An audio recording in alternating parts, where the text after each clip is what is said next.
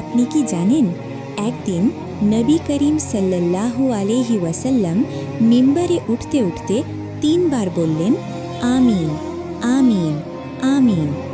সাহাবীরা অবাক হয়ে জিজ্ঞেস করলেন, ইয়া রাসূলাল্লাহ, আপনি কেন 3 বার আমিন বললেন?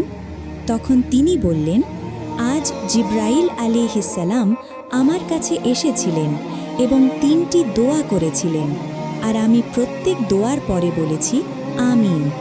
জিব্রাইল আলাইহিস সালাম বললেন, ধ্বংস হোক সেই ব্যক্তি যে তার মা বাবাকে জীবিত পেয়েও তাদের সেবা করে জান্নাত অর্জন করতে পারল না। তখন নবী করিম সাল্লাল্লাহু আলাইহি ওয়াসাল্লাম বললেন, আমিন।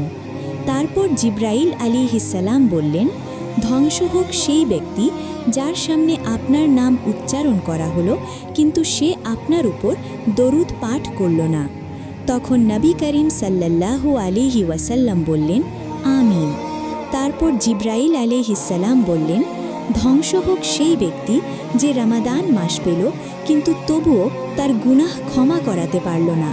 তখন নবী করিম সাল্লাল্লাহু আলাইহি ওয়াসাল্লাম আবার বললেন, আমিন। ভাবুন তো, রমাদান এমন একটা মাস যেখানে আল্লাহ ক্ষমার দরজা খুলে দেন, তবু যদি আমরা ক্ষমা না পাই তাহলে আমাদের চেয়ে দুর্ভাগ্যা আর কে? তাই আসুন এই রমাদানে আমরা আল্লাহর কাছে ক্ষমা চাই।